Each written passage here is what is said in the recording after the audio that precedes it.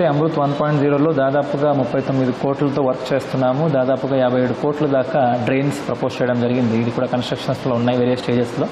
త్వరలోనే కంప్లీట్ చేయడం జరుగుతుంది. 95% వర్క్ కూడా అయిపోయింది. అమృత్ 2.0లో దాదాపుగా 209 crores ఈ సివేజ్ పర్పస్కి కన్స్ట్రక్షన్కి శాంక్షన్ చేయడం జరిగింది. సో మనం ఇప్పుడు ఒక డ్రైన్ మ్యాపింగ్ కూడా తయారు చేస్తున్నాము. ఎట్లా ఏముంది, కొన్ని ఎల్ఎన్టీ నుంచి కూడా కొన్ని డ్రైన్స్ కన్స్ట్రక్షన్ చేయడం జరిగింది. అవి కూడా మళ్ళీ రీస్టార్ట్ చేయడానికి, కంప్లీట్ చేయడానికి అన్ని చర్యలు కూడా గవర్నమెంట్ తీసుకుంటా ఉంది. ఇవన్నీ కూడా డ్రైన్స్ కంప్లీట్ అయిపోతే ఏదైనా డ్రైన్స్ ఎంక్రోచ్మెంట్ ఉంటే అన్ని తవ్వేసి మళ్ళీ కట్టడం కూడా జరుగుతూ ఉంది.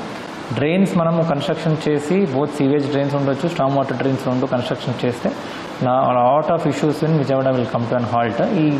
ఈ ఇప్పుడున్న సిచ్యువేషన్లో ఇంకా ఎక్కువ ఫండ్స్ ఎట్లా మనం తీసుకురావచ్చు అనేది కూడా మనం వర్కౌట్ చేసి పైకి ఒక ప్రణాళిక కూడా పంపడం జరుగుతుంది. రాష్ట్ర ప్రభుత్వం ప్రతిష్టాత్మకంగా రోడ్లు ఏవైతే గుంతలు పడి ఉన్నాయో వాటిని పూడ్చాలని పెట్టింది. ఎలా జరుగుతుంది సార్ ఆ పని? ఇందులో దాదాపుగా 800 వర్క్స్ కూడా స్టార్ట్ కూడా అయినాయి. రిమైనింగ్ 500 వర్క్స్ కూడా టెండర్ స్టేజ్లో ఉన్నాయి.